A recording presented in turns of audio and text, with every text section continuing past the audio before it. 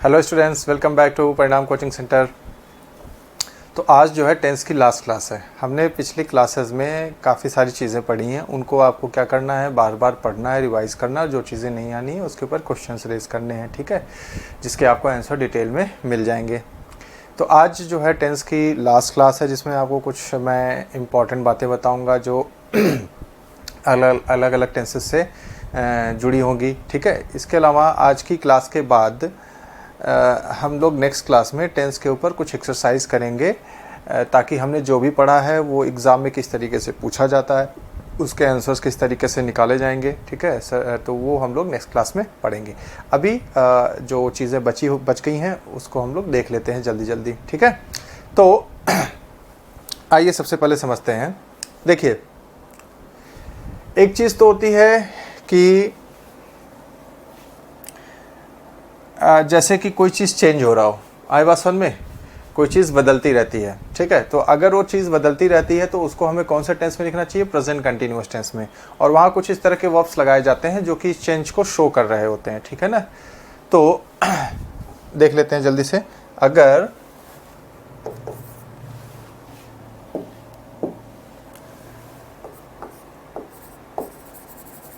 To show changes happening around us, ठीक है ना। चेंजेस दिखाने के लिए, हमारे आसपास जो चेंजेस हो रहे हैं उसको दिखाने के लिए हम लोग क्या यूज करते हैं, प्रेजेंट कंटिन्यूअस टेंस यूज करते हैं। वी यूज प्रेजेंट कंटिन्यूअस, ठीक है ना। और वहां पे वर्ब्स कौन से आते हैं, वर्ब्स ये होते हैं जैसे कि begin, start, change, turn, fall, ठीक है, इंक्रीज। ये सब वर्ब्स क्या बताते हैं, बदलाव बताते हैं किसी चीज़ में, ठीक है ना। इसी तरह से डिक्रीज, ठीक है, ग्रो। ये कुछ वर्ब्स ऐसे हैं जिनका यूज़ हम लोग इस काम में करते हैं। आइए इनके ऊपर एग्जांपल लेते हैं। जैसे कि उसी तरह से गेट एक एग्जांपल है। अगर मैं एक सेंटेंस कहूँ कि my English gets better, my English gets better, तो बताइए सेंटेंस सही होगा गलत होगा, ठीक है। तो ये जो सेंटेंस मैंने आपके सामने लिखा है, माई इंग्लिश गेट्स बेटर, ये सेंटेंस रॉन्ग होगा। क्यों रॉन्ग होगा, रॉन्ग इसलिए होगा क्योंकि यहाँ पे ये बदलाव दिखा रहा है।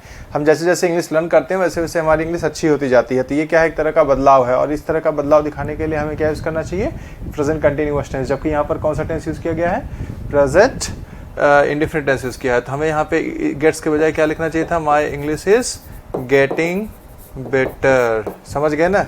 उसी तरीके से जैसे अगला एग्जाम्पल अगर मैं आपको दूँ, prices of everything increases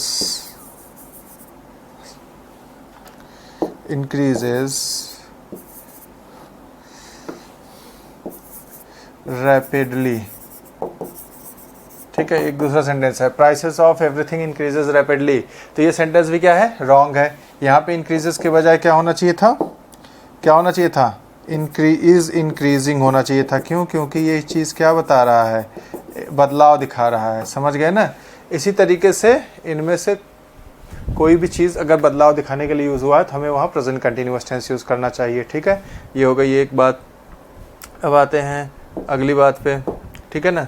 अगली स्टोरी क्या है, जैसे कभी कभी आप ये देखते हैं कि एक एक्शन हो रहा होता है, ठीक है। देखिए मैं यहाँ एक एक्शन हो रहा है, ठीक है। और फिर आप देखते हैं कि ये एक्शन 1 है, ठीक है। ये क्या है, ये जो लाइन है ये क्या बता रहा है, एक्शन 1, ठीक है। ये जो लाइन है ये क्या बता रहा है, एक्शन 1, ठीक है। ये जो एक्शन हो रहा है इसी दौरान क्या होता है, एक दूसरा एक्शन भी हो जाता है, ठीक है। लेकिन दूसरा एक्शन क्या होता है, वो शॉर्ट होता है। वो इस एक्शन के बाद शुरू होता है और इस एक्शन से पहले ख़त्म भी हो जाता है, ठीक है। इसको हम लोग क्या बोलते हैं, शॉर्ट एक्शन, ठीक है। ये हो गया क्या, एक्शन 2, राइट। ये हो गया एक्शन 1 और ये हो गया क्या, एक्शन 2, ठीक है। Action 1, action 2। तो एक्शन 1 जो है वो क्या है, वो है लॉन्ग एक्शन। क्या है ये, लॉन्ग एक्शन है, समझ गए ना। और एक्शन 2 क्या है, ये है शॉर्ट एक्शन। ठीक है, तो आपको ये ध्यान में रखना है कि ये जो लॉन्ग एक्शन है, ठीक है, ये कंटिन्यूअस टेंस में जाना चाहिए। किस में जाना चाहिए, long action is used in continuous tense. कौन से टेंस में, कंटिन्यूअस टेंस, समझ गए ना। और ये जो शॉर्ट एक्शन है किस में होना चाहिए, ये इनडेफिनिट टेंस में होना चाहिए। ठीक है, किस में होना चाहिए, इनडेफिनिट टेंस में होना चाहिए।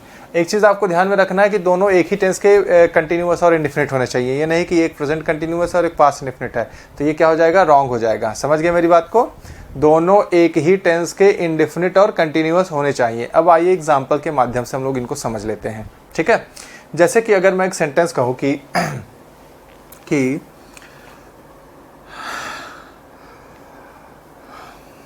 while they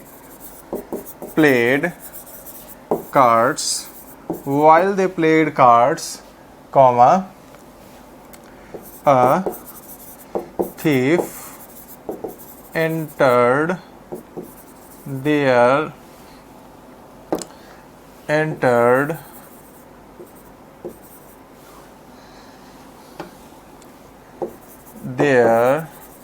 house.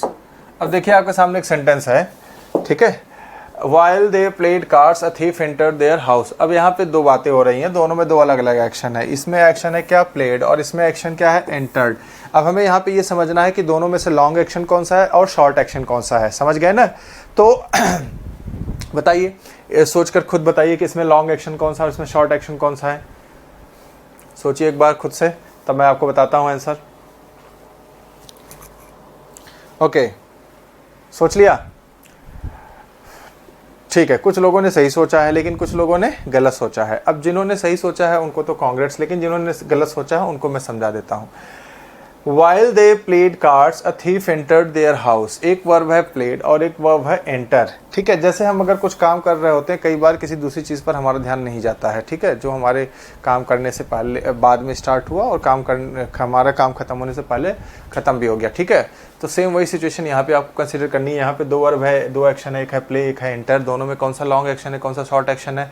भाई कार्ड खेलना उनका पहले से चल रहा था ना, समझ गए मेरी बात को। ये चीज़ तो पहले से चल रही थी, यानी ये चीज़ कंटिन्यू थी, और ये चीज़ जब कंटिन्यू थी वो कार्ड खेलने में बिजी थे, उनको पता नहीं चला कब चोर घुसा और निकल गया चोरी करके, समझ गए। तो ये हो गया लॉन्ग एक्शन और हो गया शॉर्ट एक्शन। तो लॉन्ग एक्शन जो होता है मैंने कौन से टेंस बताया है, कंटिन्यूअस टेंस बताया है। तो इसलिए यहाँ पर प्लेड के बजाय क्या होना चाहिए था, वाइल दे वर प्लेइंग। अब ये दे आर प्लेइंग मत कर देना, क्यों, क्योंकि दोनों सेंटेंसेस किस में है, पास्ट टेंस में है, समझ गए ना। तो दोनों एक ही टेंस के इंडेफिनिट और कंटिन्यूअस होने चाहिए, ये नहीं कि अलग अलग टेंस के। ठीक है, तो क्या हो जाएगा, while they were playing, while they were playing, ये हो जाएगा आपका सही सेंटेंस। समझ गए मेरी बात को। आइए एक दूसरा एग्जांपल लेते हैं। जैसे अगर मैं ये कहूँ कि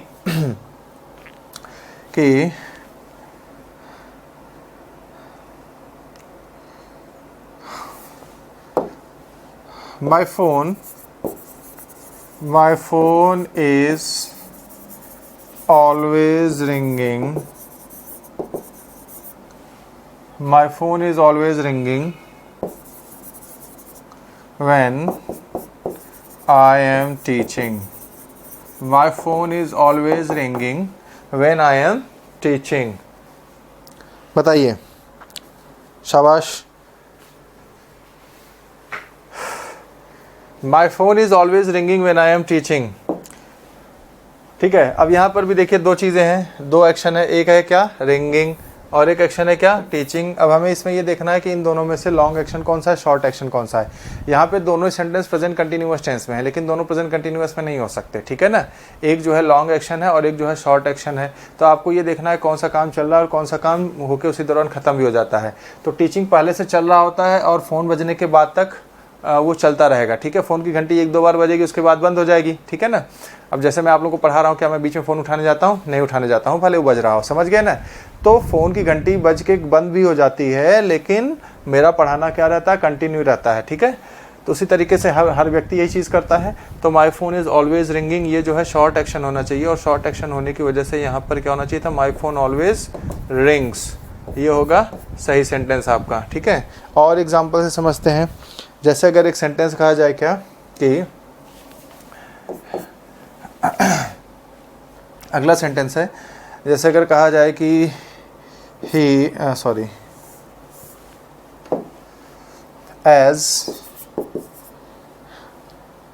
as he walked along the road,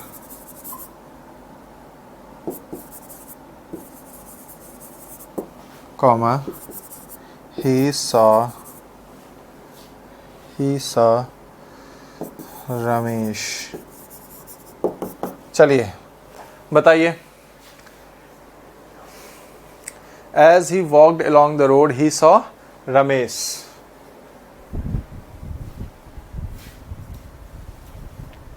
शाबाश, कोशिश करिए। देखो, as he walked along the road he saw Ramesh. ये जो सेंटेंस है यहाँ पर भी दो बातें हैं। पहली चीज़ क्या है, पहला एक्शन है, एक तो इसमें सॉ है और दूसरा क्या है, वॉक है। अब इसमें आपको ये देखना है कि इसमें कौन सा लॉन्ग एक्शन है और कौन सा शॉर्ट एक्शन है। तो बताइए, शाबाश। ओके, देखिए, जब हम कहीं जा रहे होते हैं, सड़क के किनारे या मार्केट में या कहीं पर भी इस तरीके से घूम फिर रहे होते हैं, तो हमारा वो काम क्या होता है, पहले से चल रहा होता है। समझ गए ना?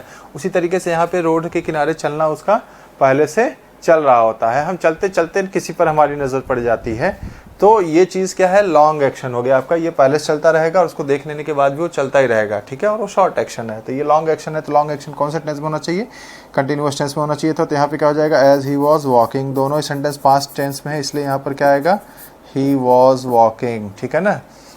यहाँ पे हमने रिंग्स क्यों लिखा, क्योंकि दोनों सेंटेंस किस में, प्रेजेंट टेंस में है, ठीक है। और एक दो एग्जांपल देख लेते हैं। जैसे अगर मैं अगला एग्जांपल आपको दूं क्या कि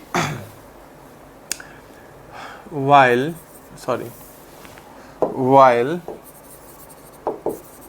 we took exam, the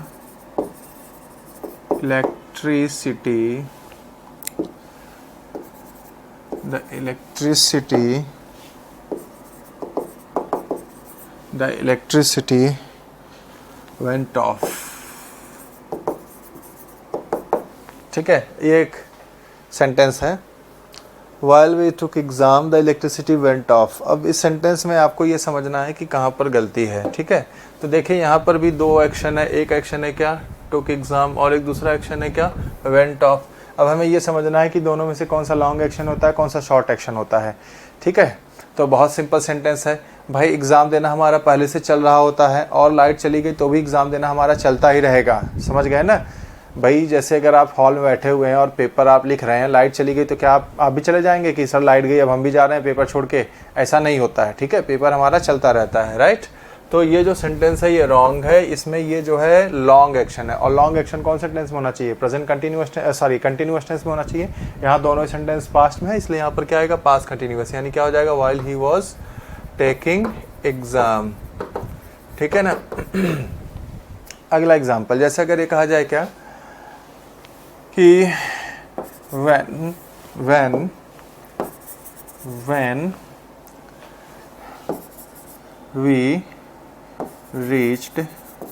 when we reached his home,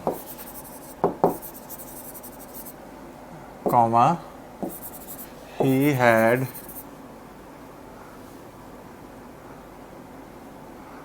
his lunch।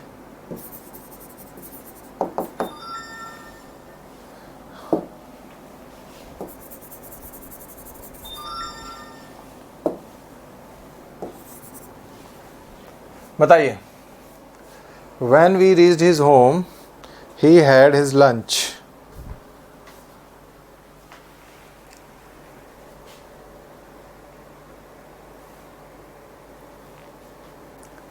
शाबाश, सोच कर बताइए।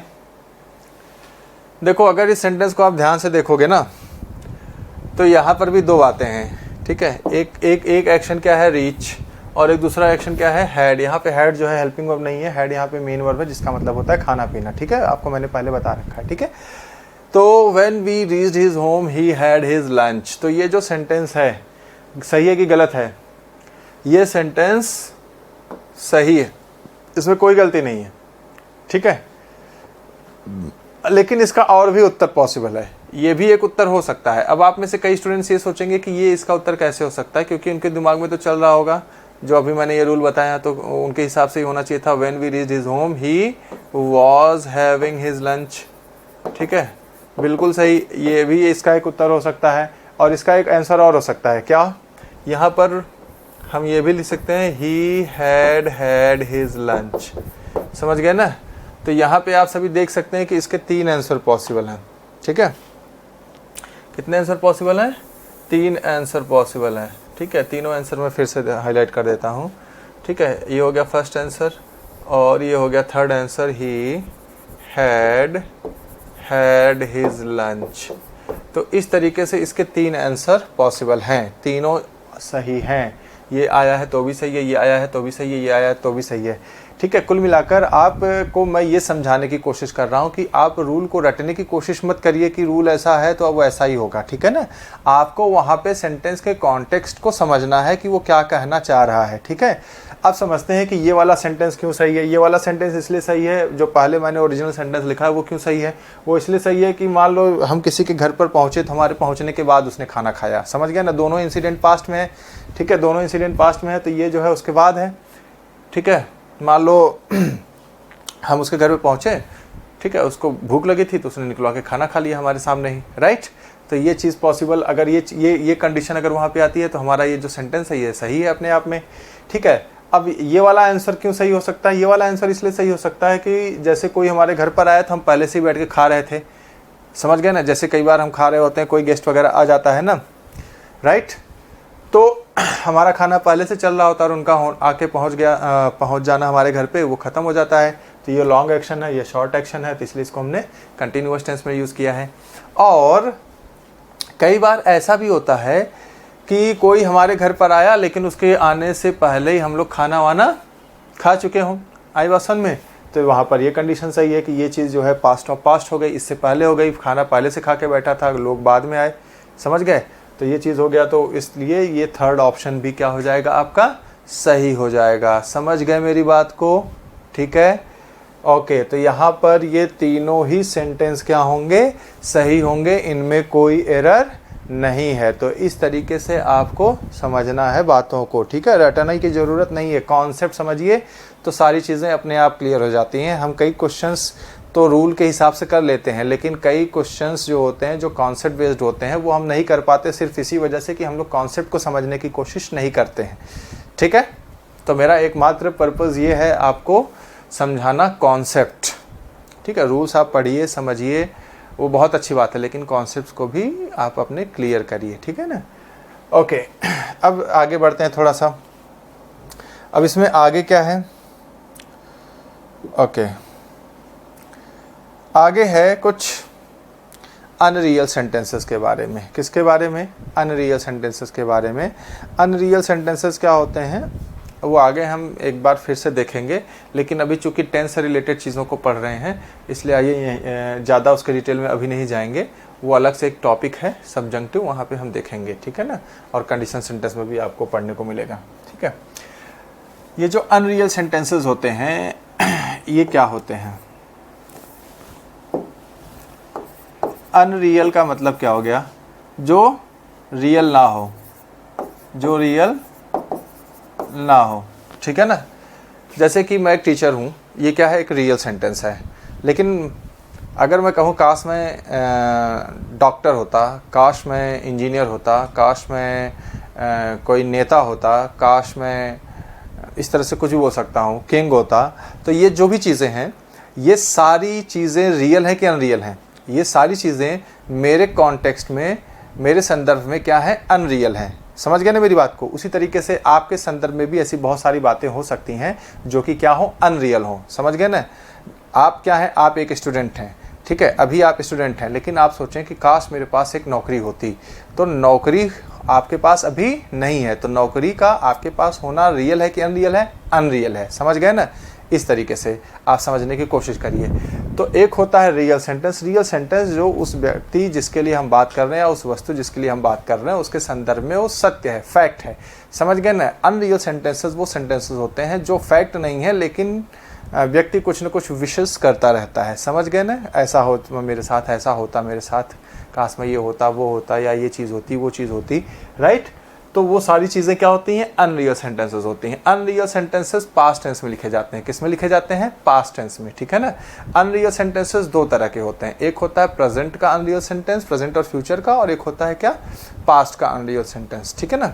तो आइए देख लेते हैं ये जो अनरियल सेंटेंस होते हैं, ठीक है ना, ये दो तरह का होगा, ठीक है। एक होगा क्या,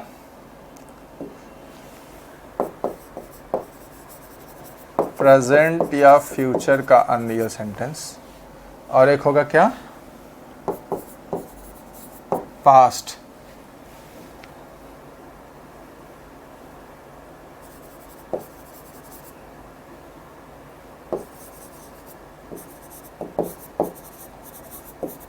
प्रेजेंट या फ्यूचर का अनरियल सिचुएशन और पास्ट का unreal situation.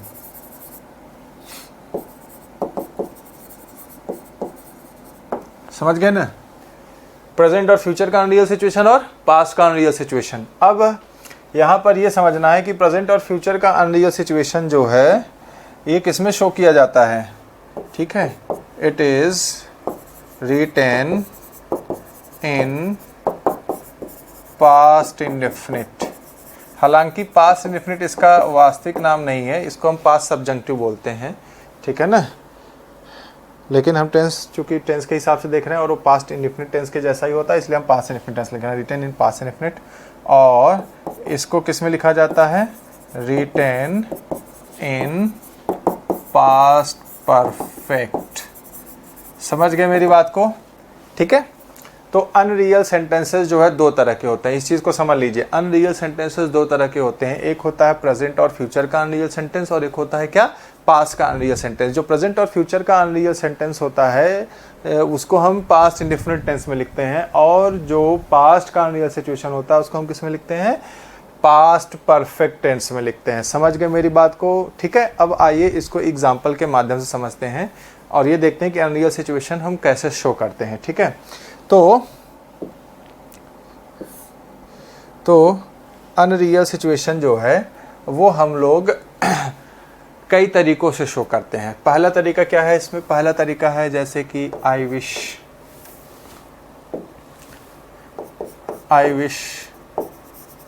You wish, we wish, they wish, या फिर he wishes, she wishes, या फिर if only, ठीक है ना, would that। ऐसे इन तमाम वर्ड से हम लोग क्या करते हैं, अनरियल सेंटेंसेस शो करते हैं, ठीक, ओके।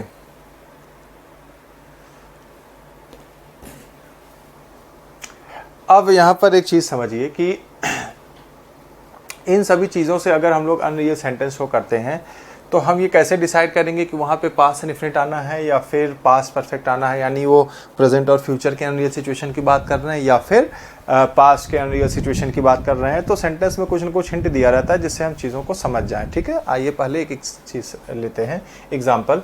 जैसे अगर मैं ये कहूँ कि आई विश, ठीक है ना, अभी मैंने क्या कहा था, काश मैं डॉक्टर होता। अगर मैं ये लिख दूँ I wish I am a doctor,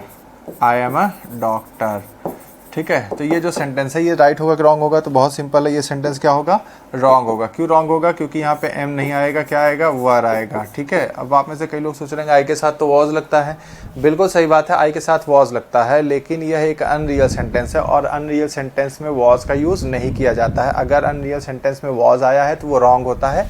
subject चाहे सिंगुलर हो चाहे प्लूरल हो, सभी के साथ आपको क्या लगाना है, वर लगाना है। अनरियल सेंटेंस में सभी तरह के सब्जेक्ट के साथ, चाहे वह सिंगुलर हो चाहे वह प्लूरल हो, क्या लगाना चाहिए, वर लगाना चाहिए। क्या लगाना चाहिए, वर। समझ गए मेरी बात को, ठीक है।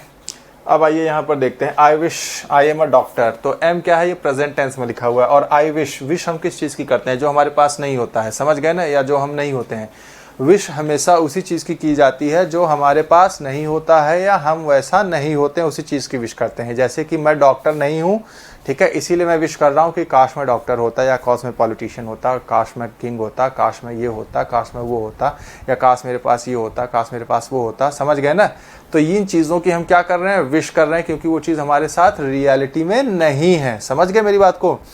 तो इसीलिए ये क्या हो गया, अनरियल सेंटेंस हो गया। अब सवाल ये उठता है कि इसको हमने पास्ट का अनरियल सिचुएशन क्यों नहीं माना। इसलिए नहीं माना क्योंकि ये प्रेजेंट की बात है, प्रेजेंट में मैं डॉक्टर नहीं हूँ ना, समझ गए ना, राइट। तो इसलिए यहाँ पर क्या आएगा, ये जो है प्रेजेंट का अनरियल सिचुएशन हो गया, इसलिए इसको हम पास्ट इंडेफिनिट टेंस में चेंज करेंगे। अगला एग्जांपल, जैसे अगर मैं कहूँ कि he wishes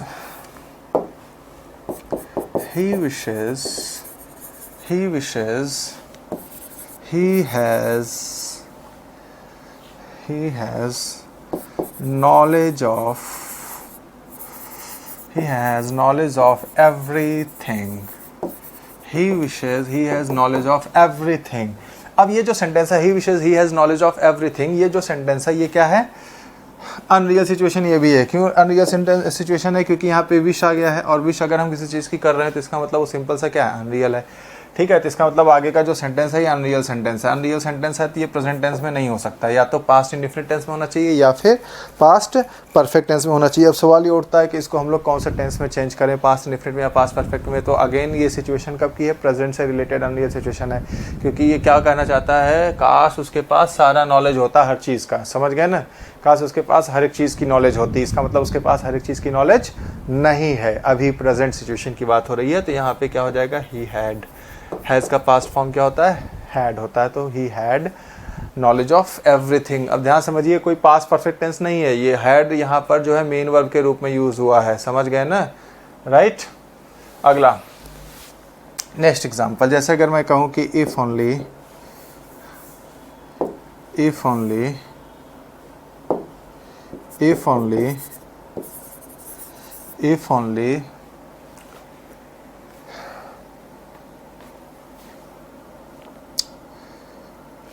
only she was my friend, ठीक है ना। चलिए सेंटेंस देखिए, if only she was my friend. If only का मतलब भी वही होता है, काश, ठीक है। तो यहाँ पर भी विश की बात हो रही है, ठीक है, वो विश कर रहा है कि वो उसकी फ्रेंड होती, इसका मतलब ये हो गया कि उसकी फ्रेंड नहीं है। तो बताइए सेंटेंस सही है गलत है। आप में से कई स्टूडेंट्स को लगेगा कि सेंटेंस सही है, क्योंकि ये पास्ट टेंस में ही लिखा हुआ है, पास्ट परफेक्ट टेंस में लिखा हुआ है, लेकिन ये सेंटेंस रॉन्ग है। रॉन्ग इसलिए है क्योंकि मैंने आपको क्या बताया मैंने अभी मैंने कुछ देर पहले बताया था कि जो है वॉज का प्रयोग अनरियल सेंटेंसेस में नहीं किया जाता है। समझ गए ना, इसलिए यहाँ पर क्या आएगा, वर आएगा। सब्जेक्ट चाहे कोई भी हो, I we you he she they it, या कोई भी सिंगुलर नाउन या प्लूरल नाउन, कोई भी सब्जेक्ट होगा, सबके साथ आपको क्या लगाना है, वर लगाना है। दूसरा कोई सब्जेक्ट आपको दूसरा कोई वर्ब आपको यूज नहीं करना है सिवाय वर के, ठीक है। अगला एग्जाम्पल, जैसे अगर ये कहा जाए क्या कि I wish I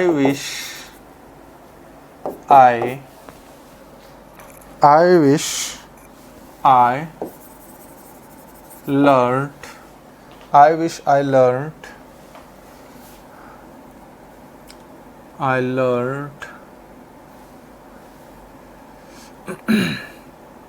English language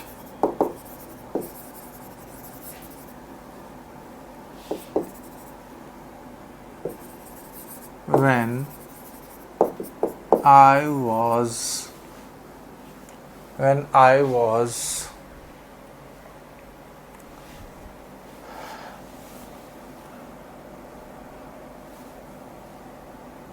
at school।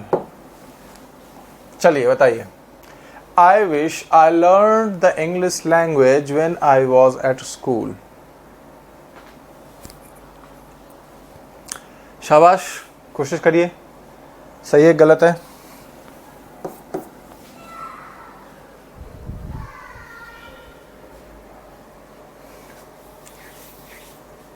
Okay अगर नहीं समझ में आया तो ध्यान समझिए कि ये भी एक अनरियल सिचुएशन है, क्योंकि वहाँ पर वो क्या कर रहा है, विश कर रहा है, काश। ठीक है, अब आपको ये समझना है कि ये जो अनरियल सिचुएशन है ये प्रेजेंट की है कि पास्ट की है, ठीक है ना। तो इस सेंटेंस को ध्यान से समझिए, क्या बोल रहा है, I learn the English language, मैं इंग्लिश लैंग्वेज सीखा होता when I was at school. इसका मतलब अब वो स्कूल में नहीं है, तो स्कूल में होना क्या हो गया, पास्ट की बात हो गई। तो ये जो है अनरियल सिचुएशन है पास्ट की, क्योंकि ये इंग्लिश सीखने की घटना जब वो स्कूल में था तब की बात है, समझ गए ना। इसका मतलब अब वो स्कूल में नहीं है, तो स्कूल में होना पास्ट की बात है, और इस पास्ट से रिलेटेड ये एक अनरियल सिचुएशन है। तो मैंने क्या कहा था, अगर पास्ट का अनरियल सिचुएशन है तो वह किस में लिखा जाना चाहिए था, पास्ट परफेक्ट टेंस में लिखा जाना चाहिए था, यानी यहाँ पे लर्न के बजाय क्या लाना चाहिए था, had learn.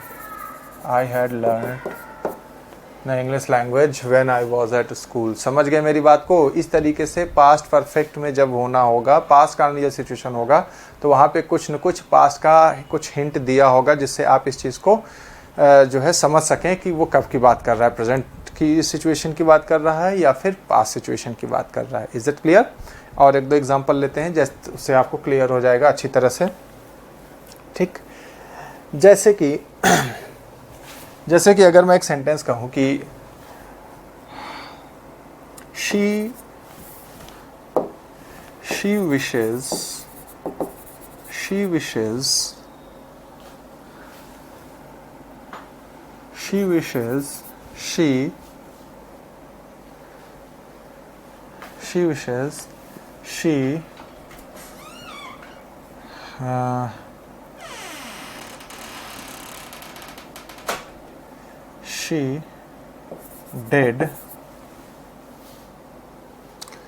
she did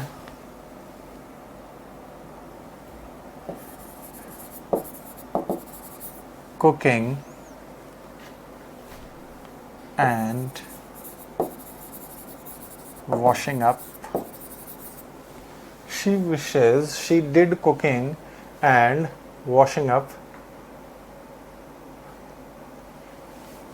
when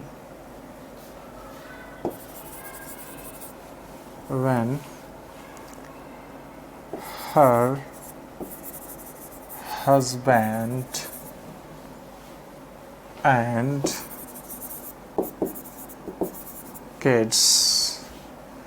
husband and kids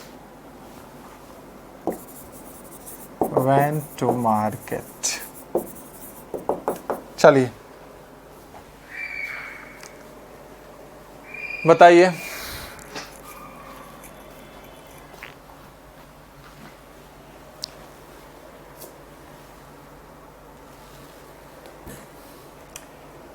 she wishes she did cooking and washing up when her husband and kids went to market. बताइए ये सिचुएशन प्रेजेंट की है कि पास्ट की है? ठीक है, अगर आप सभी ध्यान से देखेंगे तो आप ये पाएंगे कि ये जो सिचुएशन है ये पास्ट की है। पास्ट की कैसे है? क्योंकि यहाँ पे एक पास्ट की कंडीशन लग गई है, when her husband and kids went out to market. समझ गए ना, यानी जब उसके हस्बैंड और किड्स मार्केट गए थे। ये तो अनरियल सिचुएशन नहीं हुआ ना, ये तो रियल सिचुएशन हुआ ना। समझ गए मेरी बात को? तो ये जो है रियल से उसके किड्स और जो हस्बैंड है वो मार्केट तो गए थे, लेकिन अब वो विश क्या कर रही कि जब वो लोग मार्केट गए थे उसी समय उसको खाना वाना और धुलाई वुलाई सब कर लेनी चाहिए थी, लेकिन उसने नहीं किया। तो ये सिचुएशन अनरियल हो गई पास्ट की, और इसलिए यहाँ पे डिड के बजाय क्या होना चाहिए था, had done.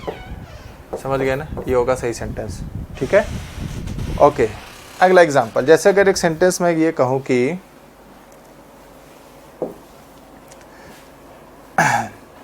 I wish I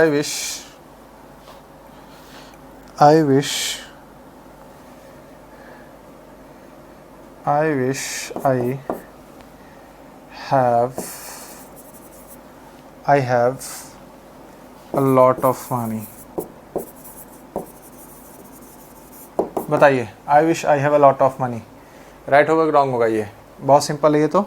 ठीक है, ये सेंटेंस क्या होगा, रॉन्ग होगा, क्योंकि यहाँ विश की बात हो रही है। इसका मतलब सिचुएशन अनरियल है, और यहाँ कोई पास की कंडीशन नहीं दी है जिससे हम ये समझ सकें कि पास से कनेक्टेड है या पास का अनरियल सिचुएशन है, इसलिए यहाँ पर ये पास इंडेफिनिट में चला जाएगा, I had.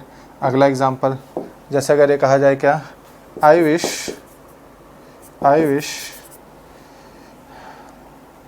I wish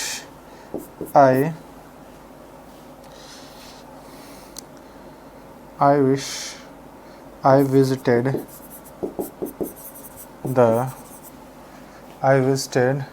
the world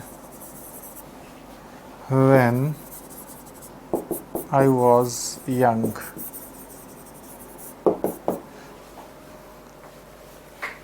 बताइए, I wish I visited the world when I was young. देखिए ये सेंटेंस भी क्या है, गलत है। गलत क्यों है भाई ये सेंटेंस? ठीक है, गलत इसलिए क्योंकि यहाँ पर क्या लग गया, व्हेन आई वॉज यंग, एक पास की कंडीशन लग गई, क्योंकि अब यंग नहीं है, इसका मतलब वो अब शायद वो ओल्ड हो गया है। समझ गए ना, यंग होना उसकी पास की बात हो गई। तो अब इस पास से रिलेटेड ये एक अनरियल सिचुएशन हो गया कि जब वो यंग था उस समय उसने दुनिया घूम ली होती। समझ गए ना, लेकिन इसका मतलब जब वो यंग था तो उसने दुनिया नहीं घूमी, तभी तो ये भी चीज़ विश कर रहा है। तो ये चीज़ हो गई पास की अनरियल सिचुएशन, इसलिए यहाँ पे I wish I had visited होना चाहिए। I had visited the world when I was young. ठीक है, आई होप कि ये जो है आपको बहुत अच्छी तरह समझ में आ गया होगा।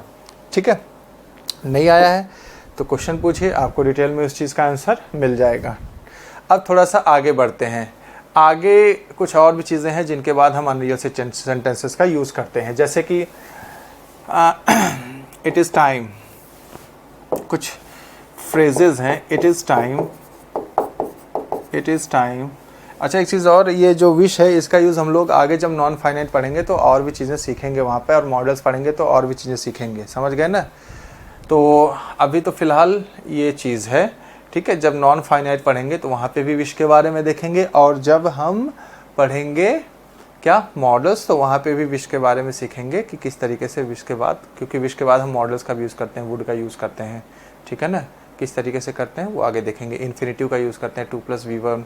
ठीक है, वो किस तरीके से करते हैं वो आगे देखेंगे। अभी सिर्फ टेंस से रिलेटेड चीज़ों को ही हमें देखना है।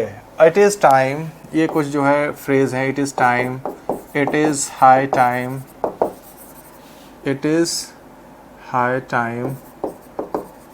ठीक है, या फिर it is about time when we are more critical. ठीक है, we use it is about time.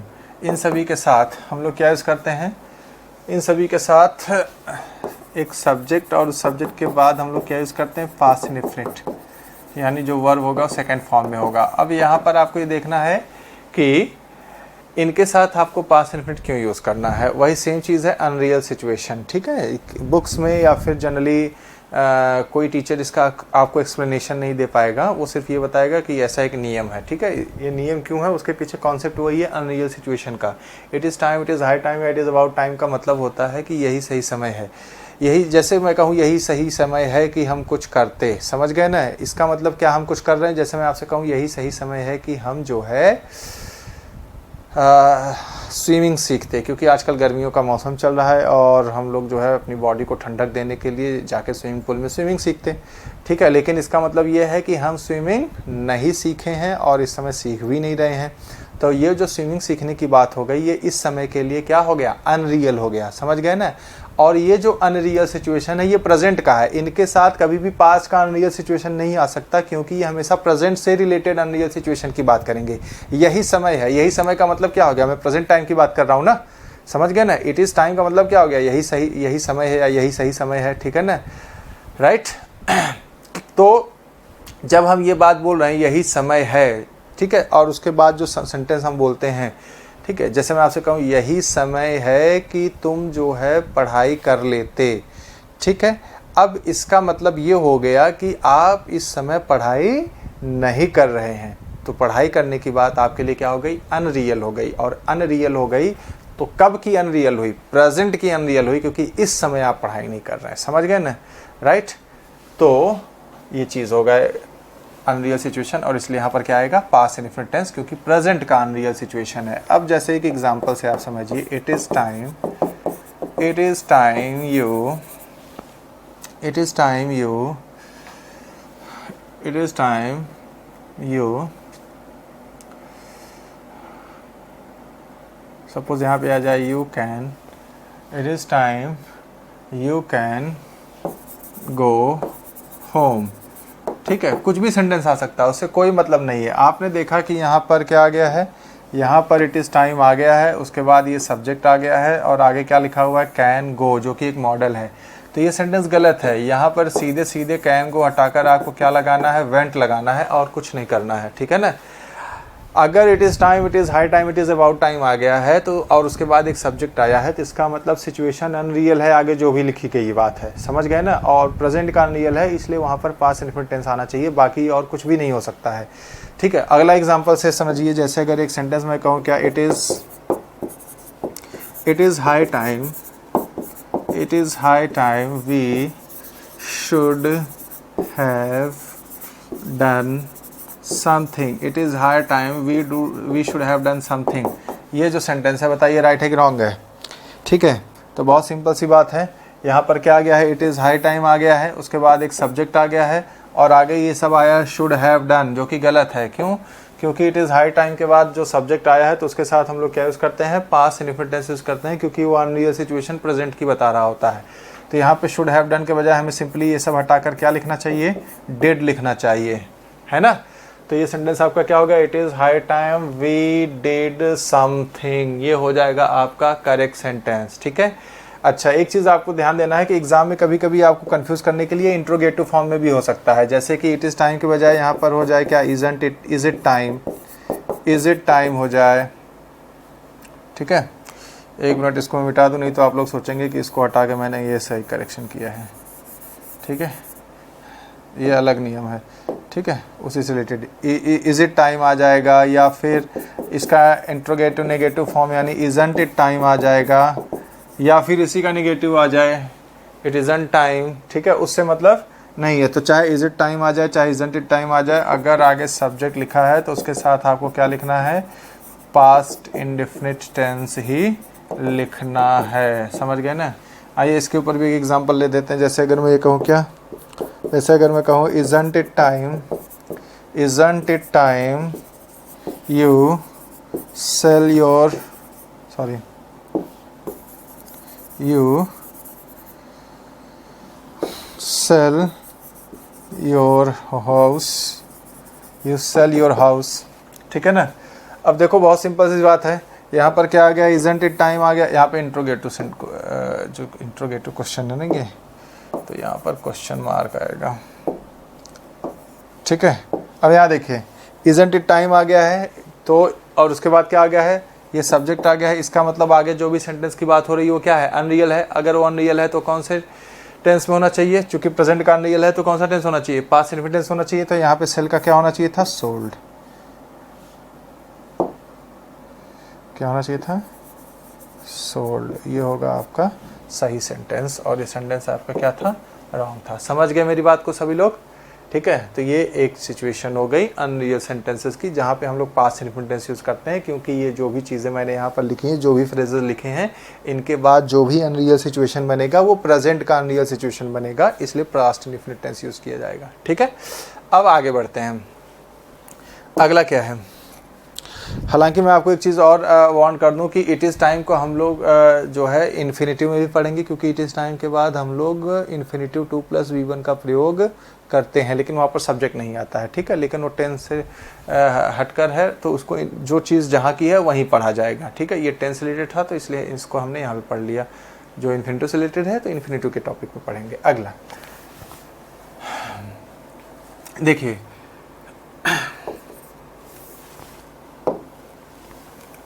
Subject plus would rather, और उसके बाद फिर एक सब्जेक्ट आएगा तो पास्ट इंडेफिनिट टेंस, समझ गए ना। ये भी अनरियल सेंटेंस की बात करता है, ठीक है। वुड रैदर ज़्यादा फॉर्मल है, थोड़ा कम फॉर्मल अगर यूज़ करेंगे हम लोग तो वहाँ पर सब्जेक्ट के साथ क्या आएगा, वुड प्रेफर, ठीक है। वुड प्रेफर दोनों की मीनिंग सेम है, वुड रैदर वुड प्रेफर दोनों की मीनिंग क्या होती है, सेम होती है, ठीक है। और ये भी किसी प्रेजेंट के अनरियल सिचुएशन को ही दिखाने के लिए यूज़ किया जाता है। इसके साथ भी हम पास्ट इंडेफिनिट ही यूज़ करेंगे, क्योंकि जो अनरियल सिचुएशन हम दिखा रहे हैं वो प्रेजेंट का है, ठीक है। इसके साथ कोई पास्ट का अनरियल सिचुएशन नहीं आ सकता है, ठीक है। क्यों नहीं आ सकता है वो उसके बारे में अभी हम डिस्कस कर लेते हैं। प्लस पास्ट इंडेफिनिट, ध्यान दीजिए यहाँ सब्जेक्ट आना जरूरी है, तभी आगे पास्ट इंडेफिनिट टेंस बनेगा, यानी वर्ब का सेकंड फॉर्म। इन चीज़ों पर ध्यान देना, जहाँ पे मैं सब्जेक्ट लिख रहा हूँ इसका मतलब वहाँ पे सब्जेक्ट के बाद पास्ट इंडेफिनिट टेंस बनेगा, यानी वर्ब का सेकंड फॉर्म यूज़ करना होगा। ठीक है, अब बात करते हैं कि जो है हम यहाँ पे पास्ट इंडेफिनिट टेंस यूज़ क्यों कर रहे हैं। मैं आपको बता रहा हूँ कि वुड, रेदर, वुड प्रेफर, ये दोनों ही प्रेजेंट के किसी अनरियल सिचुएशन को दिखाने के लिए यूज़ करते हैं। ठीक है ना, जैसे हम कुछ चीज़ों को प्रेफर करते हैं कि ऐसा हो वैसा हो, लेकिन वो आपके अकॉर्डिंग नहीं हो रहा होता है, तभी हम ये एक्सप्रेशन यूज़ करते हैं। Is it clear? फिर से बता दूं कि अगर हम वुड रेदर या वुड प्रेफर के बाद कोई सब्जेक्ट लिखकर सेंटेंस लिख रहे हैं, तो इसका मतलब ये हो गया कि हम कुछ ऐसा चाहते हैं कि ये जो सब्जेक्ट है वो कुछ ऐसा करे, लेकिन वो ऐसा नहीं कर रहा होता, यानी सिचुएशन प्रेजेंट में अनरियल होती है। समझ गए ना? ठीक है, तो वहाँ पर चूंकि वो प्रेजेंट की अनरियल सिचुएशन होती है, इसलिए उसको किस में लिखा जाना चाहिए? पास्ट इंडेफिनिट टेंस में लिखा जाना चाहिए। आइए एग्जाम्पल के माध्यम से समझते हैं। जैसे अगर मैं ये कहूँ क्या, I would rather she stage here with me. Suppose एक सेंटेंस मैं लिख दूँ, ठीक है ना, I would rather she stage here with me. तो ये जो सेंटेंस है ये रॉन्ग है। क्यों रॉन्ग है? क्योंकि इसका मतलब वुड रैदर और वुड प्रेफर की मीनिंग को लेकर बिल्कुल कंफ्यूज मत होइए। वुड रैदर और वुड प्रेफर एक ही मीनिंग है। इनका मतलब है कि कोई चीज़ हम प्रेफर कर रहे हैं, आई वाज वन में कोई चीज़ हम प्रेफर करते हैं। ठीक है ना, राइट। तो अब यहाँ पे ये क्या प्रेफर कर रहा है? ये प्रेफर कर रहा है कि वो यहाँ पर रुके, लेकिन वो यहाँ पर रुक नहीं रही है उसके साथ में। तो ये जो सिचुएशन हो गई, इसके लिए क्या हो गया? अनरियल हो गया। देखिए यहाँ पे क्या आया हुआ है, वुड रैदर, और वुड रेदर के बाद क्या आ गया है? सब्जेक्ट आ गया है। सब्जेक्ट आ गया है तो आगे जो सिचुएशन बन गई वो अनरियल सिचुएशन बन गई। अनरियल सिचुएशन कब की? प्रेजेंट की। मैं आपको बार बार बता रहा हूँ, ये प्रेफर कर रहा है कि ये जो है उसके साथ रुके, लेकिन वो रुक नहीं रही है, तो इसीलिए ये एक्सप्रेशन बना। तो यहाँ पे स्टेज का क्या हो जाएगा? स्टेड हो जाएगा। She state here with me. ठीक है, उसी तरह से अगला एग्जाम्पल, जैसे अगर मैं कहूँ क्या, शी वुड रेदर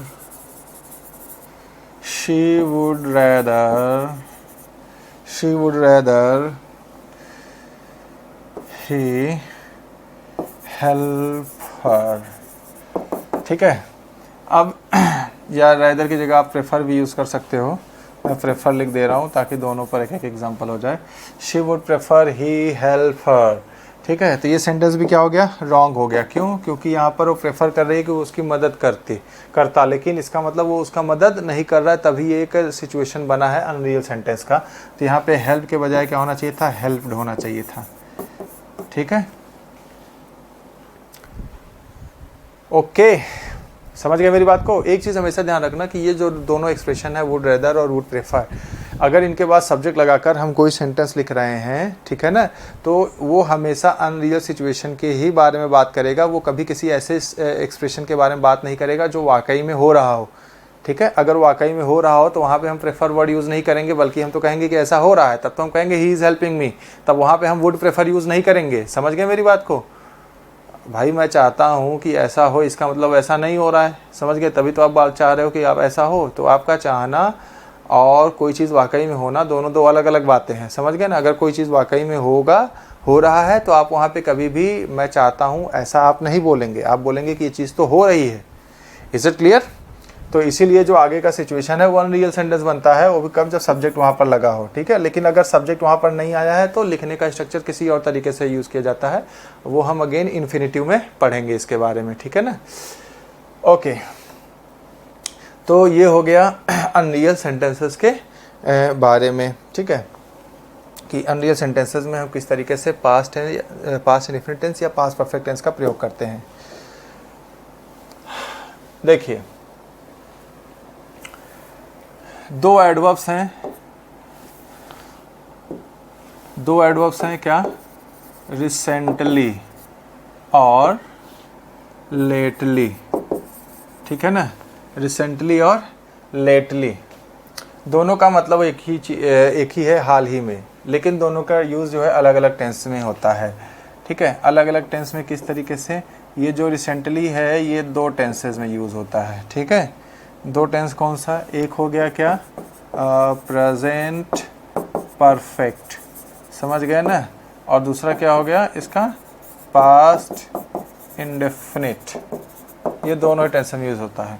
लेकिन ये जो लेटली है, लेटली सिर्फ और सिर्फ जो है प्रेजेंट परफेक्ट टेंस में यूज़ किया जाता है, प्रेजेंट परफेक्ट में। तो इस चीज़ का आपको विशेष ध्यान में रखना है कि रिसेंटली हम पास्ट परफेक्ट और पास्ट इंडेफिनिट दोनों में यूज़ कर सकते हैं, लेकिन लेटली का प्रयोग सिर्फ प्रेजेंट परफेक्ट टेंस में ही किया जाता है। ठीक है, लेटली की जगह कई बार ऑफ लेट भी आ सकता है। क्या आ सकता है? Of late. दोनों की मीनिंग सेम होती है, लेटली या ऑफ लेट। ठीक है, हालांकि ऑफ लेट अब बहुत ज़्यादा यूज़ नहीं करते हम लोग, ऑफ लेट हो रहा है धीरे धीरे, लेकिन ज़्यादातर लेटली का ही प्रयोग किया जाता है। फिर भी आपको मीनिंग पता होना चाहिए। ठीक है, जैसे अगर मैं एक एग्जांपल कहूँ, क्या which movie did you see lately, तो बताइए सेंटेंस सही है गलत है? तो आप सभी देख सकते हैं कि यहाँ पर क्या लगा हुआ है, लेटली लगा हुआ है, और यहाँ पे टेंस कौन सा है? डिड। ठीक है, तो डिड लगा हुआ है यानी पास्ट इन्फिनिट टेंस हो गया, और लेटली लगा हुआ है यानी कि कौन सा टेंस हो गया? सॉरी, लेटली लगा हुआ है यानी कि वहाँ पे वो पास्ट इन्फिनिट टेंस में यूज़ नहीं किया जा सकता है। तो दोनों जो है अलग अलग कॉम्बिनेशन हो गए, तो ये सेंटेंस क्या हो गया? रॉन्ग हो गया। तो अब सवाल उठता है कि क्या करेक्शन करें? तो यहाँ पे लेटली हटाकर आपको क्या लगा देना चाहिए? रिसेंटली लगा देना चाहिए।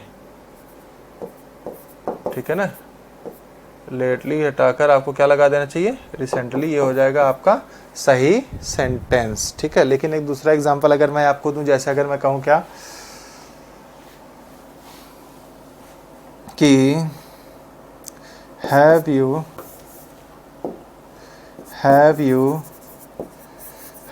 you visited any place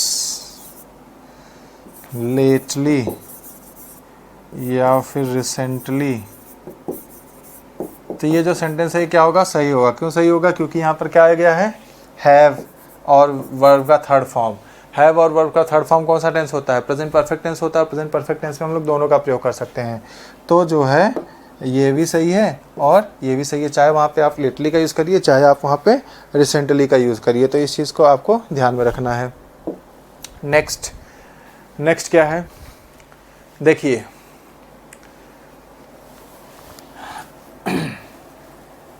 अगर पास्ट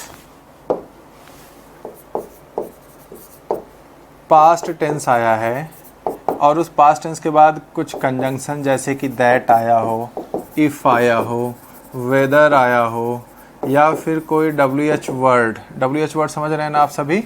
व्हाट, वेयर, हुज, हुम, हाउ, विच, व्हेन। ठीक है ना,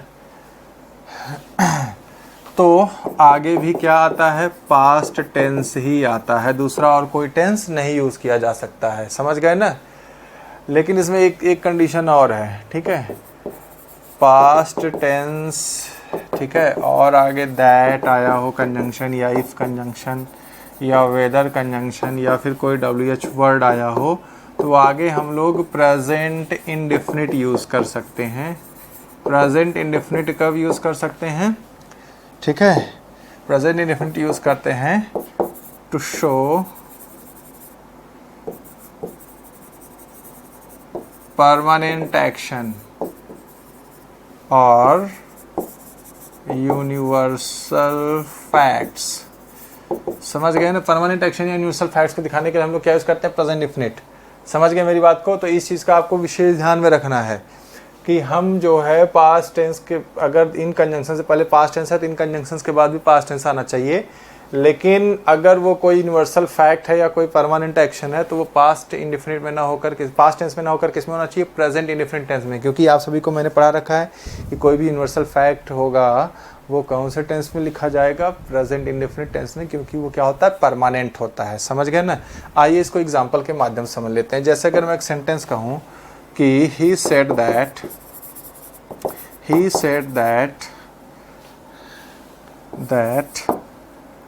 birds of a feather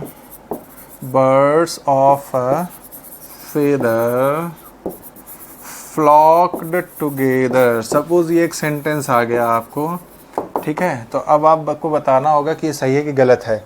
तो ये जो सेंटेंस है ना, ये बेसिकली गलत है। क्यों गलत है? गलत इसलिए है क्योंकि आप सभी यहाँ पर देख रहे हैं कि यहाँ पर क्या आया है, दैट कंजंक्शन आया हुआ है, और इस दैट कंजंक्शन से पहले क्या आया हुआ है, सेड, जो कि पास्ट टेंस में है, ठीक है। और इस दैट कंजंक्शन के बाद एक दूसरा सेंटेंस भी आया है जो भी वो भी पास्ट टेंस में लिखा हुआ है। तो आपको लगेगा कि भाई दैट से पहले पास्ट है, दैट के बाद भी पास्ट, ठीक है, ऊपर वाला रूल, तो ये सेंटेंस सही होना चाहिए, लेकिन ये गलत है। क्यों गलत है? क्योंकि ये जो सेंटेंस मैंने लिखा है, birds of a feather flocked together, ये एक प्रोवर्ब है, कहावत है, समझ गए ना। और किसी भी तरह की कहावत जो होती है वो यूनिवर्सल फैक्ट होती है, समझ गए। तो ये सेंटेंस इसलिए गलत हो गया, इसको जो है प्रेजेंट टेंस में ही, प्रेजेंट डिफरेंट टेंस में होना चाहिए था, यानी यहाँ फ्लॉक्ड के बजाय क्या होना चाहिए था, flock, birds of a feather flock together, समझ गए ना। अब एक दूसरा एग्जांपल लेते हैं, जैसे अगर मैं कहूँ कि he said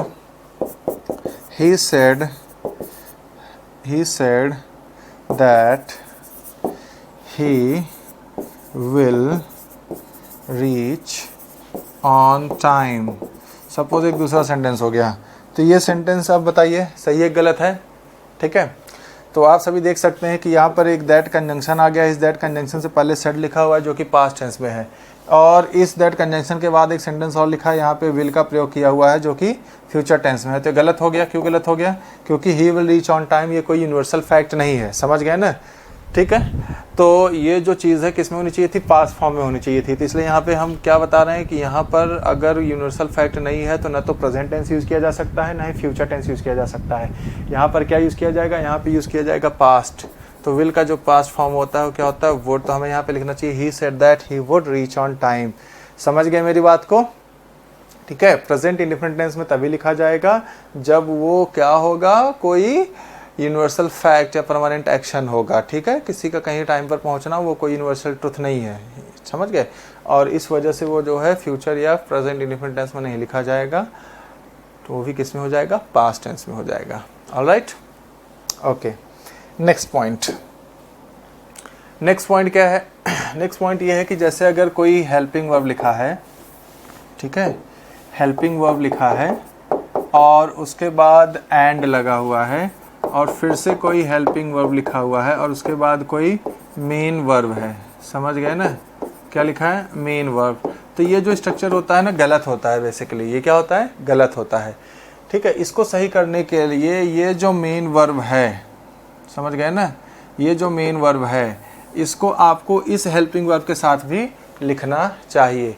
अच्छा, एक चीज़ और समझ लेना है आपको कि दो हेल्पिंग वर्ब अलग अलग कब लिखा जाता है। दो हेल्पिंग वर्ब अलग अलग तब लिखा जाता है, ठीक है, जब एक ही सब्जेक्ट के लिए दो अलग अलग टेंस आपको दिखाने हो किसी एक्शन के लिए, ठीक है। तो यहाँ पे मैं एक चीज़ और लिख दे रहा हूँ, subject plus helping verb plus and plus helping verb plus main verb. तो ये जो मेन वर्ब है ये कॉमन है, इसका मतलब इस सब्जेक्ट के लिए एक ही वर्ब की बात हो रही है, लेकिन तब ये दोनों ही टेंस फॉर्म में होना चाहिए, समझ गए ना। यानी ये जो हेल्पिंग वर्ब आया इसके साथ तो लिखा गया है, ये जो हेल्पिंग वर्ब आया इसके साथ नहीं लिखा गया है, तो यही सेम चीज़ उठ के यहाँ पर भी आनी चाहिए। यानी हमारा जो करेक्ट फॉर्म होगा वो होना चाहिए था सब्जेक्ट हेल्पिंग वर्ब और उसके बाद फिर main verb, then and helping verb और उसके बाद फिर क्या आएगा, मेन वर्ब। ये हो जाएगा आपका करेक्ट स्ट्रक्चर, समझ गए ना। अब आइए इसके ऊपर एग्जांपल लेकर समझते हैं। जैसे अगर मैं एक सेंटेंस कहूँ कि I have always and will always be with you, will always be with you. बताइए राइट होगा कि रॉन्ग होगा?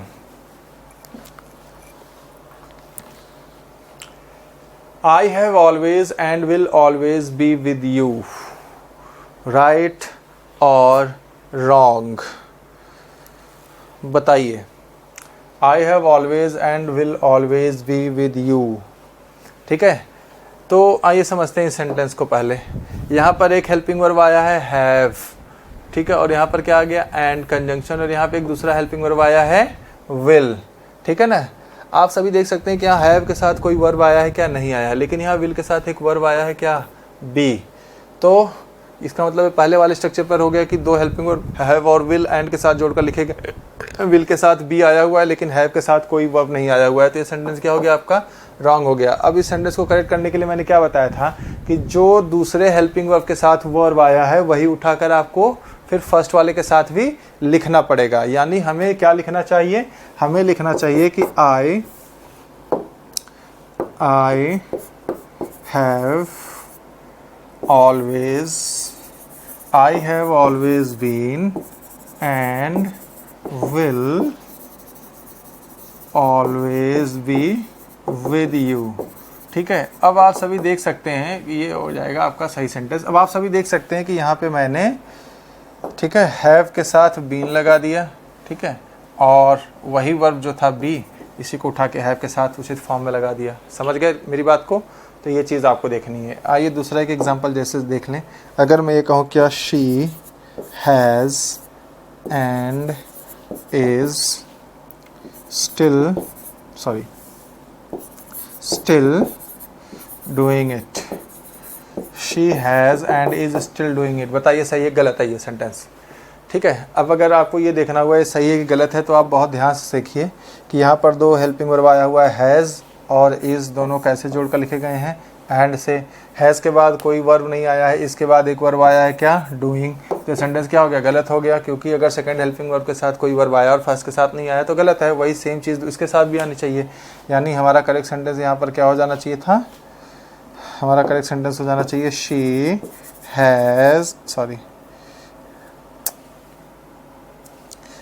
Has done and is still doing it. ये हो जाएगा हमारा करेक्ट सेंटेंस। ठीक है, अब आप देखिए यहाँ पे जो डूइंग था, इसी का उचित फॉर्म उठा के डन मैंने हैज़ के साथ लगा दिया। तो इस तरीके से आपको ये बात ध्यान में रखनी है कि दो हेल्पिंग वर्ब अगर एंड से जोड़कर लिखे गए हैं तो वो दो अलग अलग टेंस दिखाना चाह रहे हैं। और टेंस का मतलब ही क्या होता है, टेंस का मतलब होता है वर्ब की फॉर्म। ठीक है, तो सेकंड वाले के साथ तो वर्ब की फॉर्म लिखी हुई है, लेकिन फर्स्ट वाले के साथ तो कोई वर्ब की फॉर्म नहीं लिखी हुई, तो गलत स्ट्रक्चर हो गया ना। ठीक है, तो इसलिए उसको फर्स्ट वाले के साथ भी लिखना चाहिए। सिर्फ हेल्पिंग वर्ब से टेंस नहीं शो होता है, समझ गए ना। सिर्फ हेल्पिंग वर्ब से टेंस को हम नहीं शो कर सकते हैं, उसके लिए वर्ब का फॉर्म भी आपको लिखना पड़ेगा। टेंस का मतलब भी शुरू में क्या बताया था मैंने, study of verb forms with respect to state of time. समझ गए ना। तो जो हेल्पिंग वर्ब है स्टेट ऑफ टाइम बताएगा। जब तक आप वहाँ पे वर्ब का फॉर्म नहीं लिखोगे टेंस कंप्लीट नहीं होगा। समझ गए। तो वहाँ पे आपको डन लिखना पड़ेगा, वहाँ पे आपको बीन लिखना पड़ेगा, या ऐसा कोई भी एग्जांपल आ जाएगा तो आपको इसी तरीके से करना पड़ेगा। ठीक है, आगे बढ़े। ओके, नेक्स्ट देखिए। नेक्स्ट में क्या है, बहुत ही छोटी सी बात है। एक छोटी सी बात क्या है कि ये क्या है, इसको आप कहेंगे क्या, फुल स्टॉप। क्या बोलते हैं आप, फुल स्टॉप। ये क्या है, क्वेश्चन मार्क। क्या है, क्वेश्चन मार्क। ठीक है, तो आपको ये देखना है कि किसी सेंटेंस के एंड में फुल स्टॉप आ रहा है या फिर क्वेश्चन मार्क आ रहा है। अगर फुल स्टॉप आ रहा है तो हेल्पिंग वर्ब सब्जेक्ट के बाद होना चाहिए। ठीक है ना, यानी सब्जेक्ट प्लस हेल्पिंग वर्ब, तभी वहाँ पर क्या आएगा, लास्ट में फुल स्टॉप आएगा। क्वेश्चन मार्क है तो हेल्पिंग वर्ब पहले आएगा, उसके बाद सब्जेक्ट आएगा, तभी लास्ट में क्या आएगा, क्वेश्चन मार्क। समझ गए मेरी बात को। तो आप जो है फुल स्टॉप और हेल्पिंग वर्ब के हिसाब से सेंटेंस को करेक्ट करेंगे, न कि सेंटेंस के हिसाब से आप वहाँ फुल स्टॉप या क्वेश्चन मार्क को हटाएंगे। फिर से बता रहा हूँ, ध्यान समझिए। अगर फुल स्टॉप आया हुआ है तो क्वेश्चन मार्क तो हेल्पिंग वर्ब जो है सब्जेक्ट के बाद होना चाहिए, और अगर क्वेश्चन मार्क आया हुआ है तो हेल्पिंग वर्ब सब्जेक्ट के पहले होना चाहिए। इसके ऊपर एग्जाम में काफ़ी क्वेश्चंस पूछे गए हैं, और किस तरीके से पूछे जाते हैं, सेंटेंस के एंड में फुल स्टॉप लिखा रहेगा लेकिन हेल्पिंग वर्ब उठा के सब्जेक्ट के पहले लिखा होगा। जैसे अगर मैं ये कहूँ क्या, are you doing something, are you doing something. ठीक है, और यहाँ पे आगे फुल स्टॉप लगा हुआ है, तो ये जो सेंटेंस है रॉन्ग है। अब इस सेंटेंस में रॉन्ग क्या है, इस सेंटेंस में रॉन्ग है आर यू। समझ गए ना, वहाँ फुल स्टॉप हटाकर क्वेश्चन मार्क आपको नहीं लगाना है। समझ गए ना, वहाँ फुल स्टॉप हटा के आपको क्वेश्चन मार्क नहीं लगाना है, बल्कि गलती यहाँ पर है, उस फुल स्टॉप के हिसाब से यहाँ पर हम करेक्शन करेंगे। यहाँ पर लिखा जाएगा यू आर डूइंग समथिंग। उसी तरीके से जैसे अगर ये आ जाए क्या, क्वेश्चन आ जाए क्या, he has he has done anything, he has done anything, ठीक है, और यहाँ पे क्वेश्चन मार्क आ जाए तो ये सेंटेंस क्या होगा, रॉन्ग होगा। अगेन क्यों रॉन्ग होगा, रॉन्ग इसलिए होगा क्योंकि सेंटेंस के एंड में क्या लगा हुआ है, क्वेश्चन मार्क लगा हुआ है, और क्वेश्चन मार्क लगा हुआ है तो हेल्पिंग वर्ब कहाँ होना चाहिए था, सब्जेक्ट के पहले, यानी यहाँ पर ही हैज़ के बजाय क्या होना चाहिए था, हैज़ ही, ठीक है। एक अगला एग्जांपल जैसे अगर मैं आपको दूं क्या, when he came and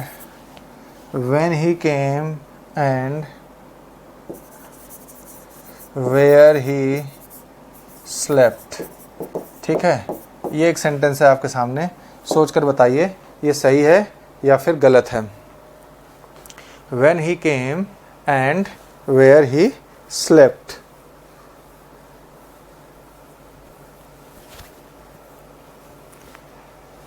देखिए अब देखिए कि आप सभी देख सकते हैं कि इस सेंटेंस के एंड में क्या लगा हुआ है, क्वेश्चन मार्क लगा हुआ है आई वाज वन में, और क्वेश्चन मार्क लगा हुआ है तो क्वेश्चन मार्क लगे होने का मतलब क्या हो गया कि हेल्पिंग वर्ब होना चाहिए कहाँ पर, सब्जेक्ट के पहले। यहाँ पर दो सेंटेंस है, एक सेंटेंस है व्हेन ही केम और एक दूसरा सेंटेंस है वेयर ही स्लेप्ट। अब अगर व्हेन ही केम मैं लिख रहा हूँ तो क्या यहाँ पे ही से पहले कोई हेल्पिंग वर्ब लगा है, नहीं लगा है, और उसी तरह से क्या यहाँ पे भी ही से पहले कोई हेल्पिंग वर्ब लगा है, नहीं लगा है। तो इसका मतलब ये जो सेंटेंस है क्या है, रॉन्ग है। दोनों ही सेंटेंसेस में हेल्पिंग वर्ब सब्जेक्ट के पहले नहीं लगा है और इसीलिए गलत है, क्योंकि एंड में क्वेश्चन मार्क दिया हुआ है, इसलिए दोनों ही सब्जेक्ट से पहले आपको कोई हेल्पिंग वर्ब लगाना पड़ेगा। अब सवाल उठता है कि यहाँ पर क्या हेल्पिंग वर्ब लगाएं, तो टेंस के हिसाब से आप हेल्पिंग वर्ब लगाइए। यहाँ पे केम है वर्ब का सेकंड फॉर्म, वहाँ स्लेप्ट है वर्ब का सेकंड फॉर्म, इसका मतलब दोनों ही सेंटेंसेस पास्ट इन्फिनिट टेंस में है। तो यहाँ पर क्या हो जाएगा, सही सेंटेंस आपका क्या होगा, सही सेंटेंस होगा व्हेन डिड ही कम, और चूंकि डिड लग गया तो वर्ब का फर्स्ट फॉर्म लिखेंगे and where did he sleep. अब यहाँ पे भी जो है डिड लग जाने की वजह से वर्ब का फर्स्ट फॉर्म यानी स्लीप लिखा जाएगा और ये सेंटेंस आपका क्या हो जाएगा, सही हो जाएगा। समझ गए मेरी बात को। तो इस तरीके से आपको ध्यान में रखना है, एक फुल स्टॉप आया है तो हेल्पिंग वर्ब सब्जेक्ट के बाद लिखा जाएगा, क्वेश्चन मार्क आया है तो हेल्पिंग वर्ब सब्जेक्ट के पहले लिखा जाएगा। समझ गए मेरी बात को, ठीक है। तो ये सारी बातें हैं जो आपको टेंस पढ़ते समय क्या करना है, ध्यान में रखना है, ठीक है ना। और एक लास्ट बात जो आपको ध्यान में रखना है, वो लास्ट बात ये है कि जैसे अगर हेल्पिंग वर्ब आया हो या फिर ना आया हो, ठीक है, इसको ब्रैकेट में लिख रहा हूँ। जब भी मैं कोई चीज़ ब्रैकेट में लिखूँ इसका मतलब वो चीज़ ऑप्शनल है, आया है कि नहीं आया है उससे फ़र्क नहीं पड़ता। जैसे कोई सब्जेक्ट हो, हेल्पिंग वर्ब, और उसके बाद अगर कोई वर्ब है, ठीक है ना, वर्ब, मेन वर्ब मैं लिख देता हूँ उसको direct, main verb plus and, फिर से कोई मेन वर्ब आया हो या आगे जितने भी मेन वर्ब आए हों, तो ये दोनों मेन वर्ब जो हैं ये किस में होने चाहिए, सेम फॉर्म में। किस में होने चाहिए, सेम फॉर्म में। समझ गए ना, ये नहीं कि ये किसी और फॉर्म में और वो किसी और फॉर्म में, तो सेंटेंस क्या हो जाएगा आपका, गलत है, ठीक है। दोनों ही सेम फॉर्म में होने चाहिए अगर दो वर्ब एंड से जोड़कर लिखे गए हैं तो, क्योंकि एंड जो है कोऑर्डिनेटिंग कंजंक्शन है, वो हमेशा एक जैसी चीज़ों को जोड़ता है। समझ गए मेरी बात को, ठीक है। तो टेंस में फ़िलहाल इतना ही, आगे हम लोग नेक्स्ट क्लास में इसकी एक्सरसाइज सॉल्व करेंगे, कुछ क्वेश्चंस देखेंगे और किस तरीके से उनका आंसर हम लोग निकालते हैं, वो सारी चीज़ें हम लोग स्टडी करेंगे। आज के लिए फ़िलहाल इतना ही। Thank you very much, tata, bye bye.